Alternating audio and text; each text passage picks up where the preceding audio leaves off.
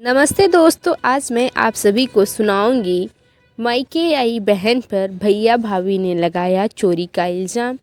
अगर आप हमारे चैनल पर नए हैं तो हमारे चैनल को सब्सक्राइब करें एंड वीडियो को लाइक करें और शेयर करें।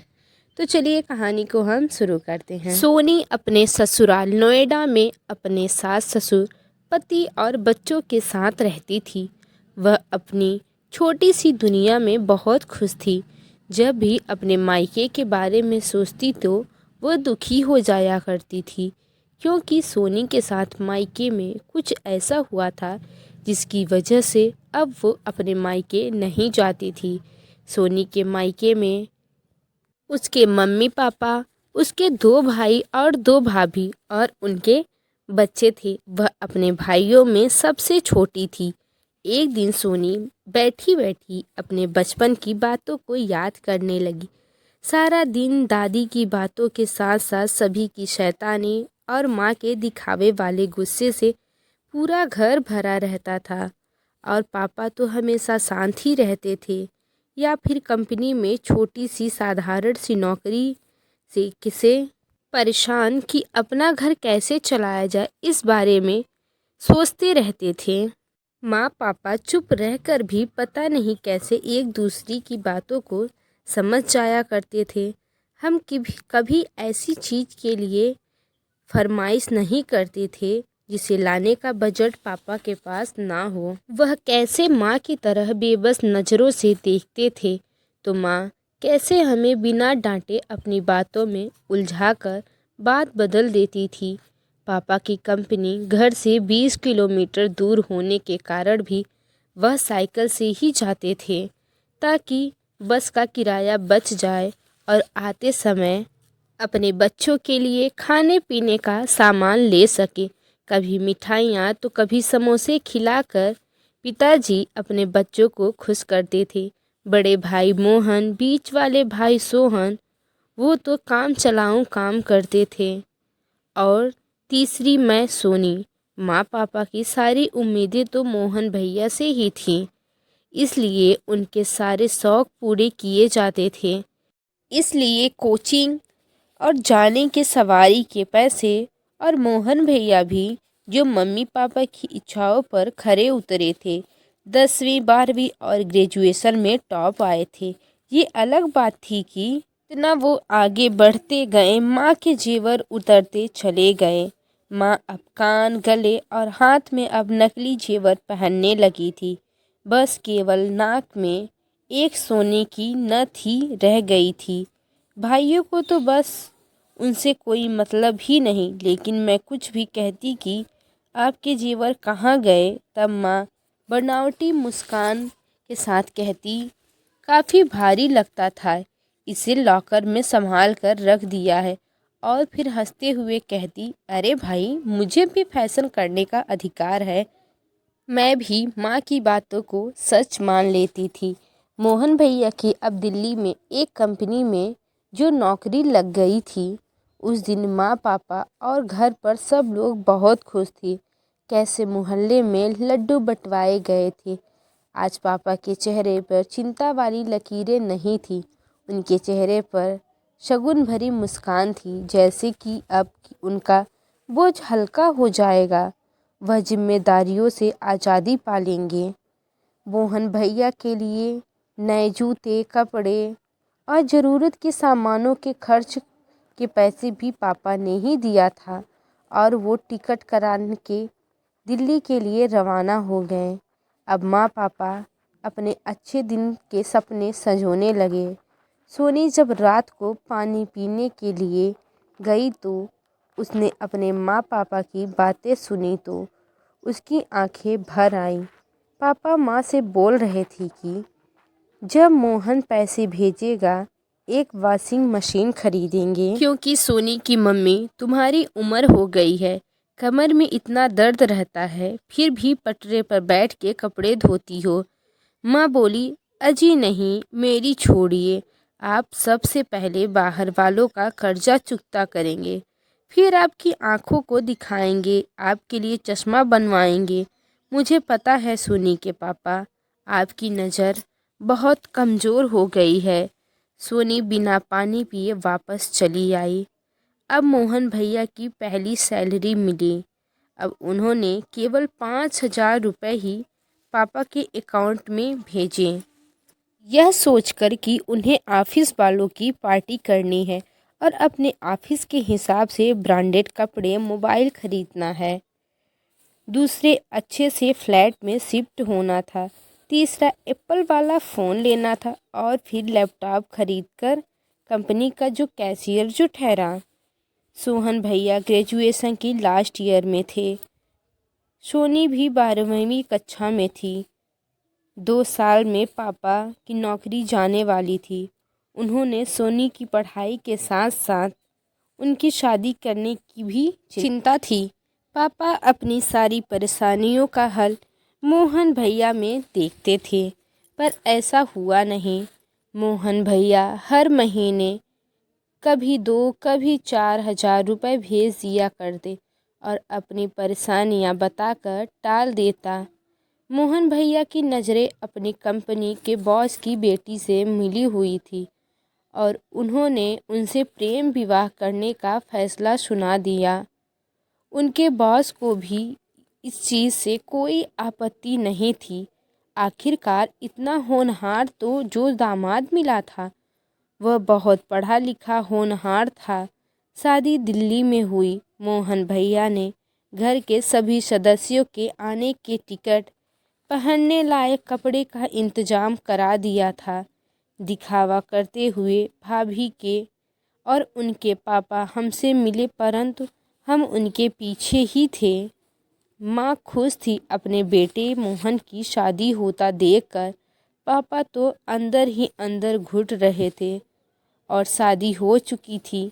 मोहन और प्रिया भाभी 4 साल के लिए अमेरिका बिजनेस के लिए चले गए थे। अब वह भी वापस घर आ गए थे। सोहन ने उदास पापा के कंधे पर हाथ रखा और कहा, जैसे कह रहा हो, पापा आप चिंता ना कीजिए, मैं हूँ ना।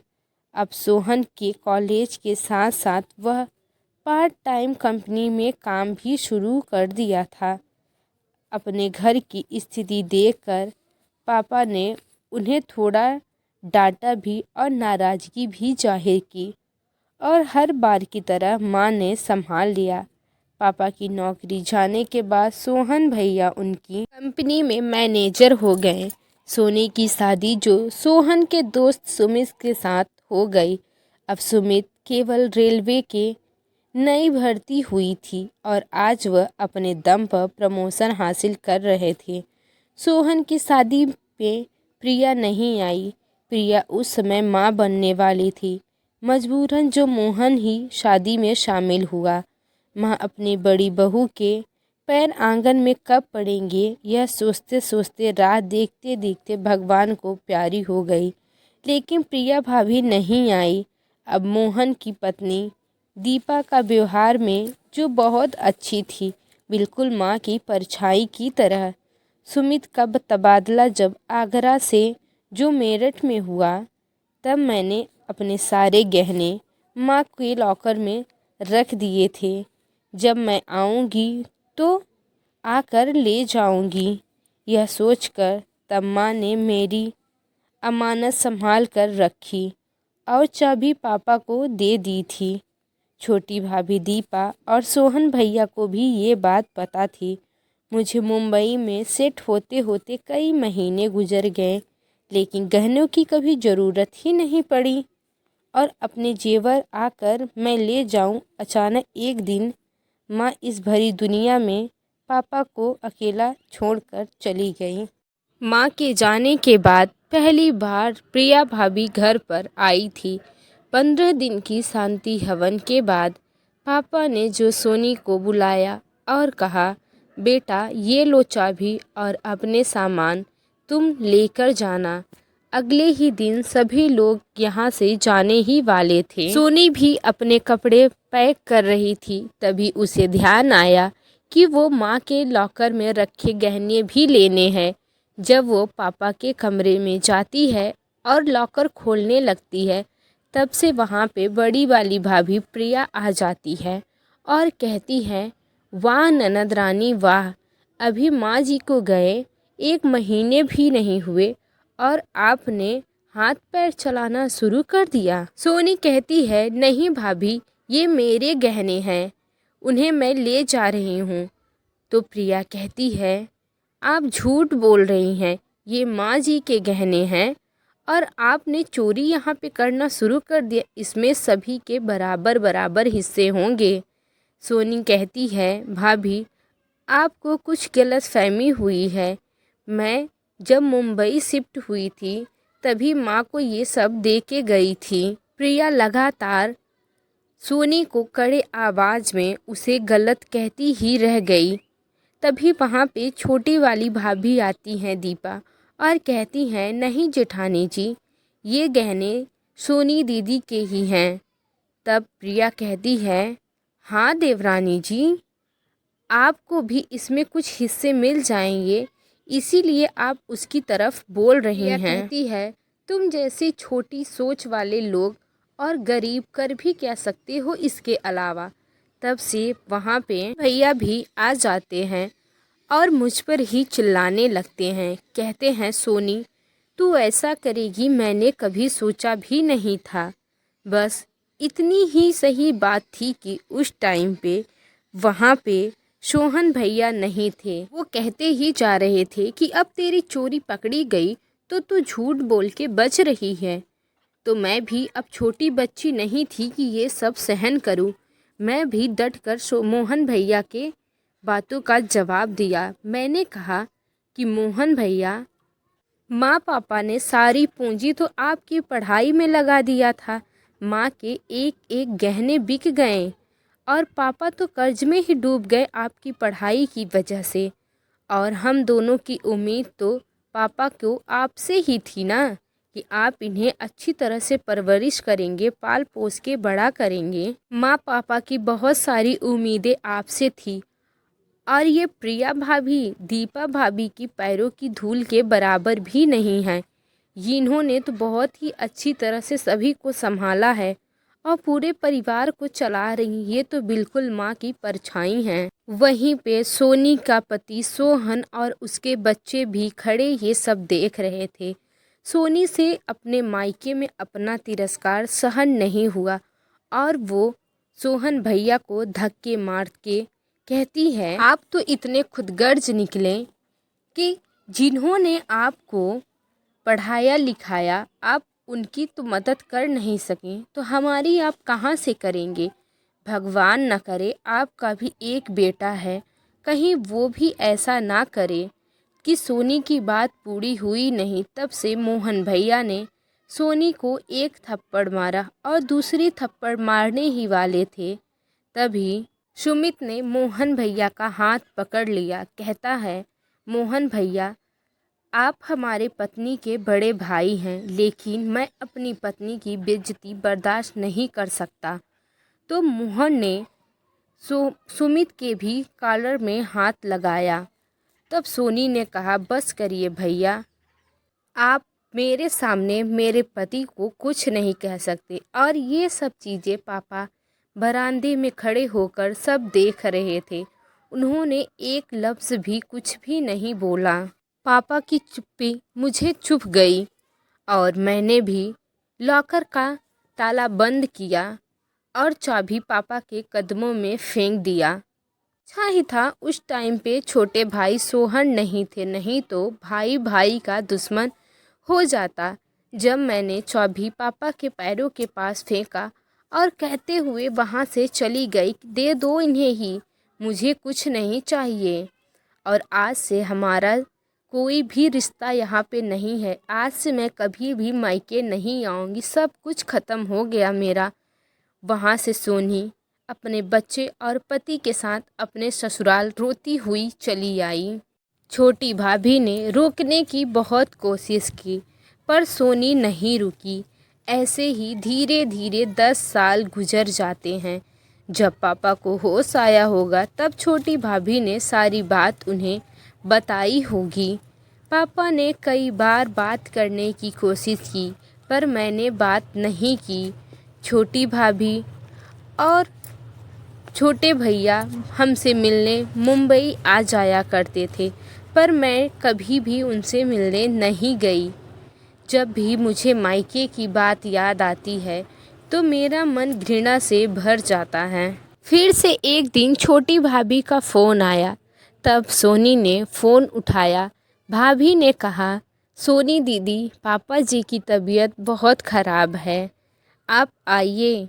और बच्चों के एग्ज़ाम भी चल रहे थे। तब सोनी अपने पति सुमित से कहती है कि मुझे पापा को देखने जाना है, वो भी 10 साल बाद हमें मायके जाना है। तब सुमित उसे समझाता है कि सोनी जाओ, लेकिन फालतू के झंझट में मत पड़ना। और सोनी मुंबई से लखनऊ तक सुबह तक आ जाती है और वो रात भर ट्रेन में सो नहीं पाती।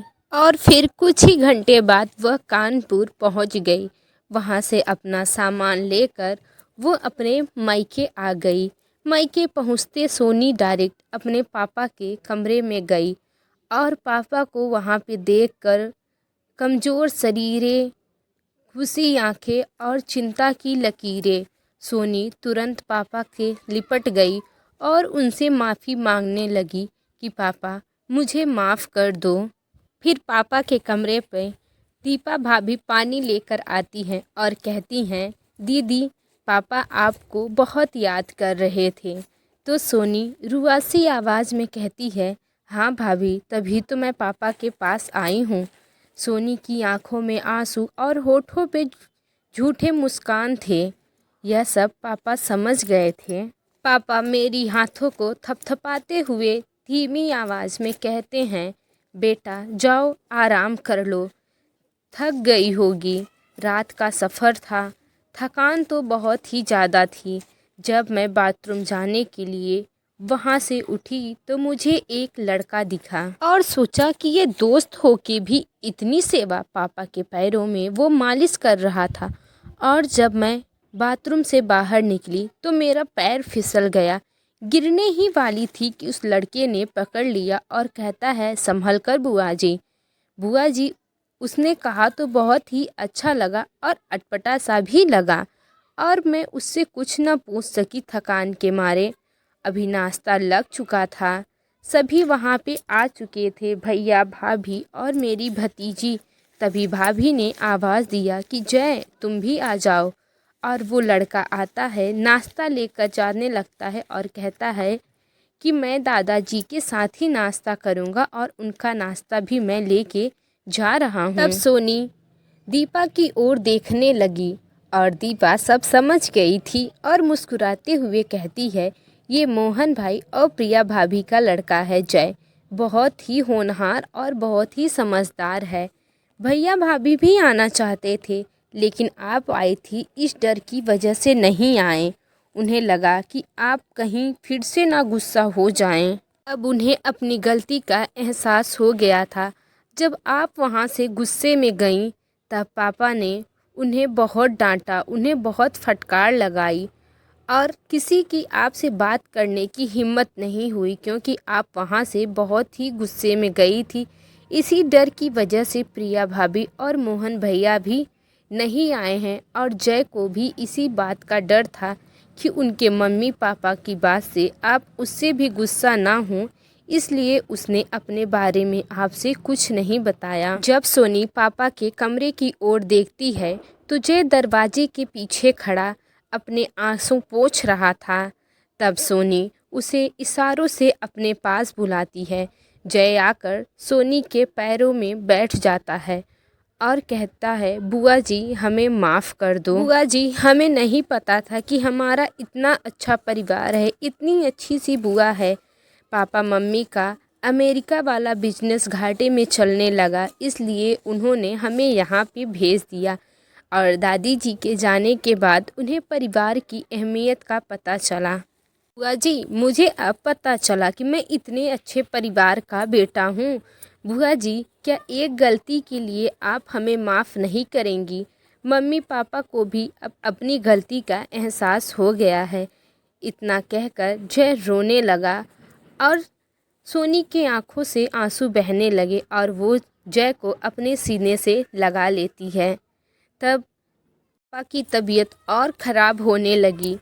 तब सोहन भैया ने मोहन भैया के पास फ़ोन लगाया और सारी बातें उन्हें बताई और अगले ही दिन मोहन भैया और प्रिया भाभी भी वहाँ पर आ गए। सोनी उनको वहाँ पे देखकर अपने कमरे में जाने लगी। तब मोहन भैया ने सोनी का हाथ पकड़ लिया और कहा कि हमें माफ़ कर दे मेरी बहन। सोनी कुछ बोल ना सकी, बस उनकी तरफ देखती रही और प्रिया भाभी आकर उसके पैरों में गिर जाती हैं, कहती हैं सोनी हमें माफ़ कर दो, हमने तुम्हारे साथ बहुत गलत किया, और रोने लगती हैं। सोनी उन्हें पकड़कर गले से लग जाती है, कहती है कोई बात नहीं भाभी, छोटी सी गलती से खून के रिश्ते थोड़ी ना ख़त्म हो जाएंगे। और जय आकर गले लग जाता है और सोनी कहती है हाँ अब रिश्ते तो बने ही रहेंगे, क्योंकि ये जिम्मेदारी इस नवाबजादे ने जो उठा रखी है। पापा ने छोटी भाभी को इशारा किया कुछ और वो चाबी ले आकर मोहन भैया के हाथों में दे देती हैं और मोहन भैया लॉकर से सारे गहने लेकर आते हैं और सोनी के हाथों में दे देते हैं और हाथ जोड़कर खड़े हो जाते हैं। तब सोनी कहती है भैया बात गहनों की नहीं है, आपने मेरे पति सुमित का अपमान किया था। पापा की एक इच्छा थी कि हम एक हो जाएं और पापा भरी नज़रों से मेरी तरफ देख रहे थे, उदास आंखें, नम सी आंखें। तो मैं भी मोहन भैया के गले से लग गई और रात्रि के समय ही पापा इस भरी दुनिया को छोड़कर चले जाते हैं। इस दुनिया में अकेला छोड़कर चले गए। माँ तो पहले भी चली गई थी और पिताजी भी चले गए। सोनी ने सुमित को सारी बात फ़ोन करके बताई और सुमित भी यहाँ पर आया। तब प्रिया भाभी और मोहन भैया ने सुमित से भी हाथ जोड़कर माफ़ी मांगी। सभी क्रियाक्रम करने के बाद सुमित वापस चला गया। मैं कुछ दिनों के लिए यहाँ पे रुक गई और जब वापस सोनी जाने लगी तब प्रिया भाभी और मोहन भैया हाथ जोड़कर फिर से सोनी से माफ़ी मांगे और बोले कि अब मैं तुम्हारे लिए और मोहन के लिए बड़ा भाई हूँ। किसी की भी चीज़ की ज़रूरत हो तो तुम हमें बेझिझक कहना। और सोनी भरे मन से कहती है हाँ ठीक है, और वो वापस अपने ससुराल चली जाती है। तो जुड़ गए थे, लेकिन मन में गांठ जो थी वो कभी भरने वाली नहीं थी। मोहन भैया और प्रिया भाभी को गलती का एहसास तो हो गया था, लेकिन सोनल के मन में अभी भी वो बात सुनकर उसके दिल में एक टीस सी उठती थी। कच्चे धागे की तरह होते हैं जो एक बार टूट जाने पर उन्हें जोड़ने पर गांठ पड़ ही जाती है। दोस्तों, क्रोध में कभी भी किसी को कुछ गलत नहीं बोलना चाहिए, और आज मैं भी ये सोचती हूँ कि मुझे उस समय एक मौका देना चाहिए था, मुझे इतना क्रोध नहीं करना चाहिए था। तो दोस्तों, अगर आपको हमारी ये कहानी अच्छी लगी हो तो हमारे चैनल को लाइक, सब्सक्राइब, शेयर ज़रूर करें। धन्यवाद।